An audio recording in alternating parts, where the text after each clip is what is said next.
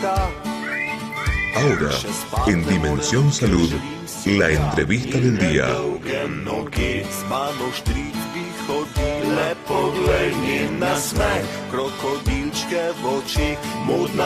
38 minutos pasan de las 5 de la tarde y estamos con la entrevista del día. Está con nosotros el doctor Humberto Antonio Meta, médico, jefe del área de salud médica de la Procuración Penitenciaria de la Nación, jefe de unidad de internación 17, departamento VIH-Sida, Hospital de Infecciosas Francisco Javier Muñiz, profesor regular adjunto, asignatura infectología. Bienvenido. Bueno, muchas gracias por la invitación. Doctor, gracias.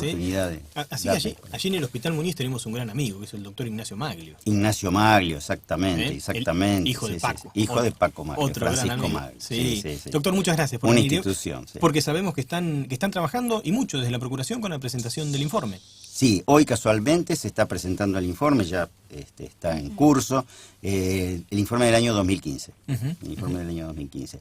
Que se está tratando de hacerlo más compacto, ¿sí? Porque los informes anteriores eran muy prolíficos en cuanto a información y bueno, se trata de hacerlo más conceptual.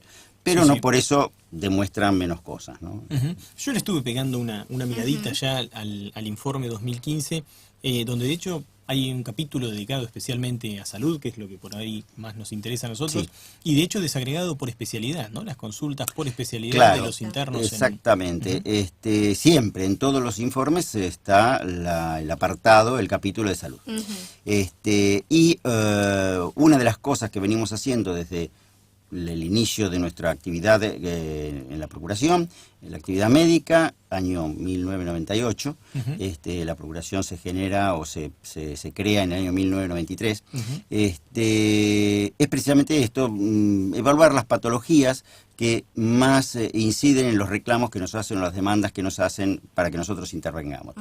El hecho es que, bueno, varían, toman una posición primero uno, después otras, pero si uno dice las 10 primeras siempre van a ser traumatología, clínica médica, infectología, psiquiatría, gastroenterología, metabólico-patías también, obviamente psiquiatría. Entre estas andan, me puedo olvidar de alguna, pero siempre andan entre estas, ¿no es cierto? Y en la suya particularmente, en su especialidad. En infectología también, exactamente. Es decir, acá sí hubo un cambio en el sentido que los primeros años, y sobre todo los primeros años de la pandemia HIV-Sida, los llamados eran prioritarios en ese sentido, ¿no es cierto? Es decir, predominaban en ese sentido. Con el correr del tiempo, con el advenimiento del tratamiento antirretroviral de alta eficacia, con la organización institucional, Ministerio de Salud, la provisión de medicación y todo, disminuyeron la cantidad de reclamos que nosotros teníamos por falta de provisión de medicación. Puede existir y existen problemas actualmente, pero no es la tendencia que nosotros sabíamos ver antes, ¿no es cierto? Claro, sí. Ahora, y esto del reconocimiento de la salud como un derecho humano, ¿cómo se vive en la cárcel? Bueno, es complejo. Es muy complejo. Yo siempre digo que el perfil socioeconómico-cultural de las personas presas coincide aproximadamente, en líneas generales, con un perfil que también vemos nosotros en los hospitales públicos, en los hospitales del gobierno de la ciudad, por ejemplo, hospitales provinciales, en cuanto a este perfil igual de ambos lados, ¿no? Es decir, dentro de la cárcel y de la población libre. Lo diferente es que no disponen de libertad para conseguir o acceder a ese bien, ¿no es cierto? A ese derecho.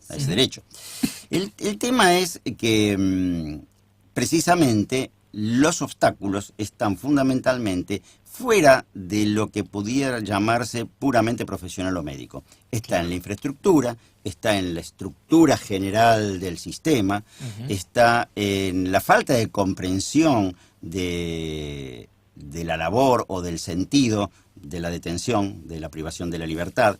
Entonces, en algún caso, lo he publicado, lo he escrito, lo que se necesitaría sería la jerarquización del rol penitenciario. Y estoy diciendo jerarquización de todo el rol penitenciario, de los que se encuentran en niveles administrativos, de seguridad y del profesional. No es porque sean malos, sino que los mismos profesionales que atienden dentro de la cárcel, en otras circunstancias atienden también fuera de la cárcel. Claro. Es decir, no es que se sacan un guardapolvo, se ponen otro, es lo mismo. Claro. Lo que cambian en tal caso serán un poco las condiciones estructurales o de procedimiento. En ese sentido, también lo hemos propuesto, ¿no es cierto? Propendemos a que realmente, tal como lo aconsejan las Naciones Unidas, ¿no es cierto?, la Oficina de las Naciones Unidas para contra el delito y contra la droga, que el sistema realmente esté a cargo del Sistema Nacional de Salud, o el sistema provincial, o el sistema municipal. Y no en la órbita... Y no en la órbita penitenciaria. Del penitenciario. Esto que estoy diciendo implica, y yo lo sé, cambios realmente profundos y complejos. Estamos hablando de normas, estamos hablando de leyes, estamos hablando de responsabilidades, estamos hablando de partidas presupuestarias, es una cosa muy compleja. Sí, y de una cultura institucional, Y ¿no? por eso, pero ahí está la cosa. Entonces, algunos países lo manejan de otra forma. Es decir, Inglaterra, por ejemplo, lo maneja de una forma en donde el Estado se hace cargo y otros países, como por ejemplo Estados Unidos, no, está privatizado. Entonces acá hay falta de estándares, falta de control, mala prestación, es distinto. Lo nuestro sería una cosa adaptada, evidentemente, a nuestras posibilidades, pero fundamentalmente lo que se tiene que tener en cuenta es lo siguiente. El principio de equivalencia, es decir, que el preso tenga la misma asistencia o del mismo nivel, de la misma cualidad, de la misma cantidad que la persona libre, se puede aplicar, se debe aplicar. Lo que pasa es que no significa esto que se atienda en los hospitales de la comunidad. ¿Por qué? Claro. Porque esto implica mayor problema. ¿Qué quiere decir con esto? Si bien es cierto que hay que reconocer que hay resistencia para la asistencia de los pacientes presos en la comunidad, la realidad es que no existe la posibilidad de contención en los hospitales de la comunidad. Los hospitales de la comunidad actualmente digo, desde hace 25 años más o menos esta parte, y cada vez se está complicando más la cosa, están en un periodo, yo diría, de crisis, al punto de que ciertos presupuestos están congelados. La brecha tecnológica y la brecha de conocimientos aumentó. Cuando yo comencé en la medicina, hace 42 años, las cosas eran más sencillas. El médico tenía un protagonismo diferente en el sentido de que con su acción podría lograr determinados resultados. En la actualidad, la brecha tecnológica y la brecha de disponibilidad en cuanto a tratamientos, en cuanto a diagnóstico, es tan grande que se nota más esa diferencia. Claro. Esto también ocurre en los hospitales extramuros, y lo que repercute sobre la salud de intramuros es lo siguiente. Cuando se piden, por ejemplo, consultas, asistencia a hospitales extramuros, estas se demoran mucho, es uno de los factores, 3 meses, 1 año y medio, para algunas, bueno, extramuros estamos más o menos, por ¿no? eso digo, Sí, pero intramuros, el razonamiento, que obviamente yo no comparto, pero hay que entenderlo, es: yo me tengo que hacer cargo de mi área programática, que el servicio penitenciario se haga cargo de su área. Claro, ese es un poco el razonamiento. Ahora, por esta vía no se pueden conseguir soluciones. Nosotros hemos conseguido soluciones parciales mediante habeas corpus, colectivos, consiguiendo móviles de traslado, no ambulancias, sino móviles de traslado para hacer interconsultas en los hospitales, digamos, separado de la división traslados, que ese es el gran problema que yo les decía antes en cuanto a la autonomía de la actividad o de la prestación de salud dentro de la cárcel, ¿no? Es decir, no hay una dirección, una independencia estructural en cuanto a la salud. Por lo tanto, esa independencia o esa dependencia lo que hace es que fracasen turnos, lo que hace que se priorice, por ejemplo, cuestiones administrativas judiciales, es decir, ante una requisitoria del juez y una consulta a un hospital, se opta por la requisitoria del juez. Es decir, cuando en realidad la salud estaría primero, ¿no es cierto? Bueno, eso no se ha logrado cambiar, y yo ya le estoy hablando de 18, 20 años. Y eso tiene que ver con la cultura tumbera, lo pongo entre comillas, digamos, porque cuando usted habló de la jerarquización profesional del factor humano que interviene, yo inmediatamente pensaba, digo, qué difícil va a ser jerarquizar al profesional médico que trabaja intramuros si no valoramos lo que está dentro del muro? Claro, los prejuicios. Bueno, Claro, el claro, problema, es exactamente, es imposible. es un ida y vuelta, ¿No? es un ida y imposible vuelta. Es jerarquizar al decir, profesional si no el valora. profesional no es reconocido. Y ojo, porque yo creía y tenía un preconcepto que esto ocurría acá en nuestro país. Es general. En Ajá. todos los lugares, es decir, el profesional que trabaja dentro del servicio penitenciario no está bien conceptuado. Cuando en realidad, vuelvo a repetir, es el mismo que trabaja afuera. Claro, Es decir, claro, es exactamente sí. el mismo. Y con las mismas pautas, con las mismas. Lo que sí ocurre. Pero, por ejemplo, doctor, al punto tal que si yo soy un paciente y me entero que Claro. mi cardiólogo trabaja en la unidad tal, yo digo, vieja, mejor cambiemos de... Capaz que no vamos lo a dice, Puede no ocurrir, lo sí, dice. sí, puede- no me puede- consta, no me consta, pero puede ocurrir. Es decir, en realidad los profesionales inclusive que trabajan en el servicio penitenciario y que además trabajan en hospitales cumplen otra función, que es la de precisamente interactuar en ambos medios como para darle continuidad al preso que sale y Claro. continuar su asistencia. Esto se hace de forma personal, Es muy bueno. cuando en realidad tendría que ser estructural. Claro. Es decir, y hay organismos estructurales que lo pueden hacer. Claro. Hay organizaciones. Lo que pasa que poco personal, no presupuesto, y entonces eso no se cumple. Esto se cumple artesanalmente. Esto O sea, es real. es el compromiso. Es el compromiso del médico con el paciente Del- que después lo lleva al hospital y lo sigue atendiendo en el hospital. ¿Cómo funciona? Por eso le digo que las poblaciones son más o menos, en términos generales, por supuesto, no particularizando, esas. El profesional penitenciario, profesional médico, es excelente. Estoy hablando también de generalidades, porque médicos extramuros también pueden actuar mal, ¿no? Exacto, Obviamente. sí, por Pero supuesto. son excelentes. Y los esfuerzos que hacen por sobrellevar un sistema que es realmente, en cierta forma, injusto, por no decir otra palabra. Es Ujú. injusto. Entonces, una de las propuestas que es descentralizar el tema de la prestación de salud es lograr que personal universitario, y estoy hablando de todo el equipo de salud, psicólogos, enfermeros, asistentes sociales, abogados, pertenezcan a otro ámbito que no sea el servicio penitenciario. El servicio penitenciario que se ocupe de lo que se debe ocupar, que es la custodia, es decir, la seguridad y todo lo demás. Esto hay antecedentes en cárceles de Brasil, por ejemplo, en donde esto ocurre, por ejemplo, con fábricas, con trabajo. Se tienen turnos de trabajo como si fueran cualquier fábrica de cualquier lugar, entran, trabajan, salen, no hay personal penitenciario y no hay conflictos en general. Obviamente estamos hablando que tal vez no sean cárceles de alta seguridad, bueno, Claro. eso hay que también relativizarlo y ponerlo en su justa medida, Sí, sí, pero se puede hacer.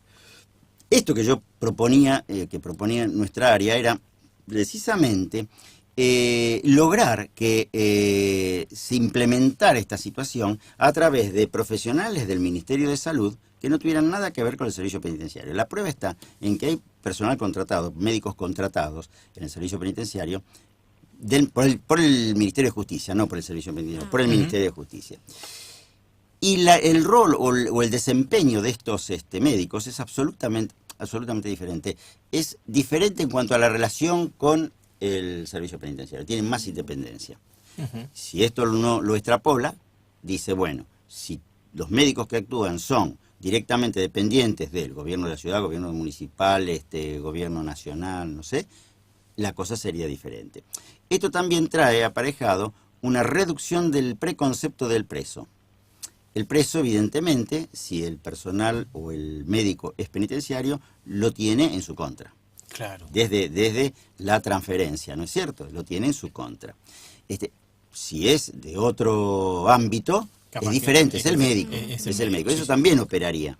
Qué difícil debe ser hablar de derecho a la salud en un lugar al que llamamos tumba, ¿no? Claro, exactamente. Qué Es decir, difícil. acá también hay otra reflexión que hacer que uno lo ha señalado muchas veces y con beneplácito hemos visto que inclusive la Oficina de las Naciones Unidas ha hecho los mismos comentarios, no porque nos leyeran a nosotros, por supuesto, pero coincidimos en eso.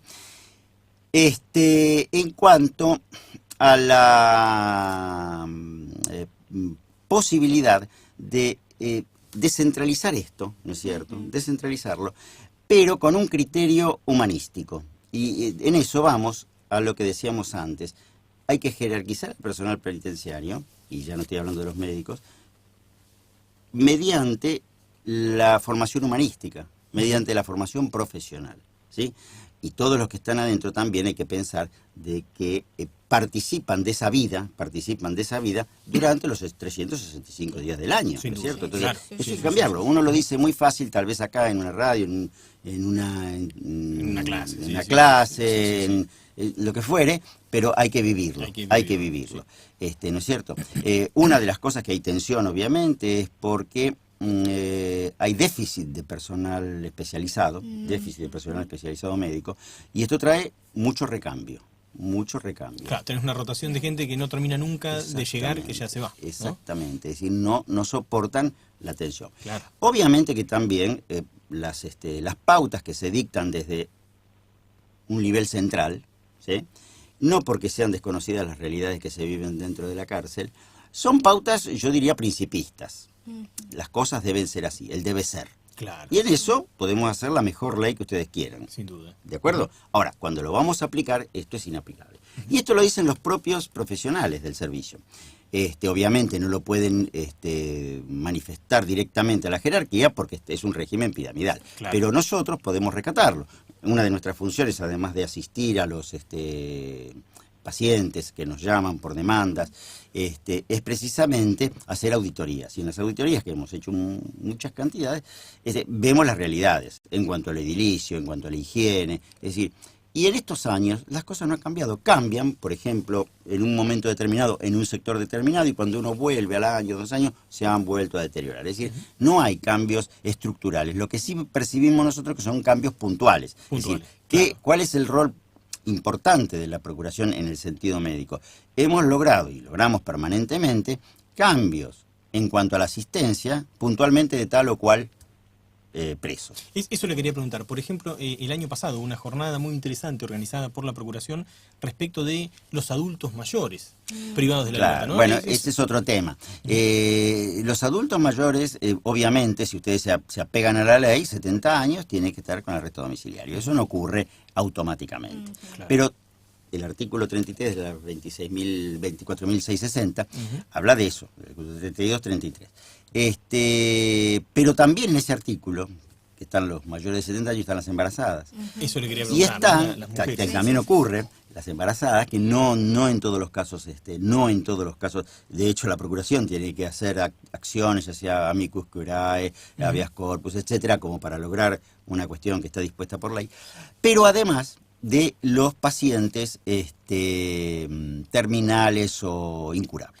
Es decir, nosotros, la ley decía, antes del 2009, la ley decía, esta ley decía que el paciente incurable en fase terminal era el que debía poder acceder al arresto domiciliario. Nosotros en el año 2005-2006 hicimos reuniones en el Ministerio de Justicia con Cuerpo Médico Forense, la Procuración Penitenciaria, y se propusieron una serie de modificaciones a la reglamentación que lo que tendía era a facilitar o minimizar las exigencias que tenían para el arresto domiciliario los pacientes con HIV. Eran muy restrictivas. Claro. Nosotros propusimos una serie de medidas, una serie de modificaciones que fueron las que se aceptaron, las que se propusieron en el anteproyecto y las que finalmente salieron en la ley. Lo mismo que cambiar el sentido de muerte digna. Es decir, la cuestión era, se le daba el arresto domiciliario a aquella persona que iba a morir. Más allá de cómo se puede calcular que va a morir o no una persona en un lapso perentorio, es relativo. Pero claro, si no, se lo deberían dar a todos, ¿no? por eso, es decir, y no morirían personas por causas naturales dentro de la cárcel. Bueno, claro. Pero vamos a dejar eso de lado, pero lo que se cambió fue lo siguiente, que también entraban dentro de esta circunstancia el hecho de aquellas personas que no pudieran ser bien atendidas dentro de la cárcel. Claro. Eso ya se amplió. Entonces, del concepto de muerte digna se pasa al concepto de vida digna. Distinto. Más allá de que también el discapacitado que por algún motivo no pudiera seguir viviendo dentro de la cárcel, porque trato inhumano cruel, digamos, simplemente, si ustedes no pueden ir al baño con comodidad, es ya un problema. Sin duda, es ya un problema. Sí. Entonces, bueno, estas son las cosas que se cambiaron y en en coincidencia con todo lo que había propuesto la Procuración Penitenciaria. Esa fue la ley 26.472, que la modificó al artículo 32 y 33 de la 24.660, y además al artículo 10 del Código Penal. Aquí, y de paso queremos agradecerle al doctor porque Sí. nos ha traído este librito sobre cuadernos de la Procuración Penitenciaria de la Nación, el primer encuentro de asesores del área de salud de la Procuración Penitenciaria de la Nación, así que le agradecemos especialmente al doctor Meta, y lo quiero llevar un segundo a otro plano. Un médico que trabaja en la cárcel, ¿tiene un plus? ¿Es una vocación especial? Además de la de médico, tenés que tener una vocación especial. Y ahora ya me voy a hablar con Humberto, ¿no? Con el médico. ¿Tenés una vocación especial, Humberto? Yo creo que eso lo tendrían que contestar los médicos que trabajan en la cárcel, es decir, y acá viene muy bien la pregunta porque yo podría definir cuál es nuestro rol en realidad. Nosotros, el equipo médico, el equipo médico de la Procuración, no asistimos a los pacientes, es decir, lo que hacemos nosotros es una tarea de control, una tarea de recomendación, una tarea de seguimiento que propende a que el paciente sea bien atendido en la cárcel. Es decir, y que además tenga derecho a la salud. ¿Qué significa esto? No solamente porque esté enfermo, sino el lugar donde habita, la comida que come, los medicamentos que recibe, las visitas a las que pueda tener acceso o no, etcétera. El concepto de salud integral. Las condiciones también, las condiciones ambientales, es decir, el frío, la limpieza. Actualmente, una de las complejos penitenciarios tiene clausurado su centro médico por un orden judicial. Ese centro médico lo auditamos y cambió mucho. En realidad, cuando yo comencé, era una cosa realmente deplorable. Se mejoró mucho ese centro médico, pero se deteriora, como yo les digo, y una jueza hará 3 meses, 4 meses lo clausuró. Pero lo de la vocación del médico que asiste en las cárceles habría que preguntárselo a algún médico que trabaje en las cárceles. Nosotros trabajamos, pero en función de auditar, de controlar, de sugerir, de reclamar o de interponer algún recurso apoyando, por ejemplo, una faceta que no mencionamos, el tema de las lesiones o las torturas en cárcel. Entonces, en ese un gran capítulo, sí, ¿no? Un gran capítulo. En ese sentido, es un gran capítulo, es un capítulo que tal vez está promocionado realmente porque es grave, evidentemente que es grave. Se han logrado muchos éxitos, la Procuración ha logrado muchos éxitos en desnudar, digamos, las condiciones, y en esto debo declarar que mi orgullo personal y del equipo en cuanto a la labor que tenemos nosotros de contestar lesiones, y que estas inclusive son fotografiadas, se hacen esquemas, seguimos el protocolo de Estambul, ¿no es cierto? Han contribuido a condenas inclusive de personal penitenciario. Yo tengo un querido amigo, un hermano de la vida, el doctor Gustavo García, que trabaja en un penal. Doctor, lo vamos a volver a invitar. ¿Cómo no? Lo vamos a volver a invitar. Por supuesto, nuestro saludo, nuestro reconocimiento al doctor Francisco Lito Muñolo, el procurador penitenciario de la Nación.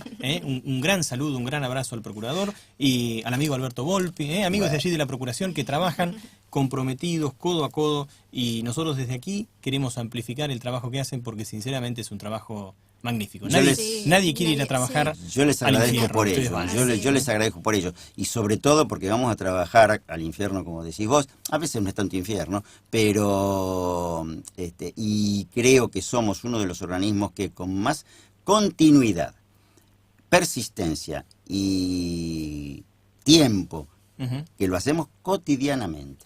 Cotidianamente. La prueba está que más o menos por año hacemos 1.500 entrevistas. Impresionante. Por año. Doctor, lo vamos a volver a invitar. Muchas Lo vamos a volver a invitar. Muchas gracias a ustedes. Muchas gracias. Y nosotros volvemos el martes que viene. A las 17 horas. Chao.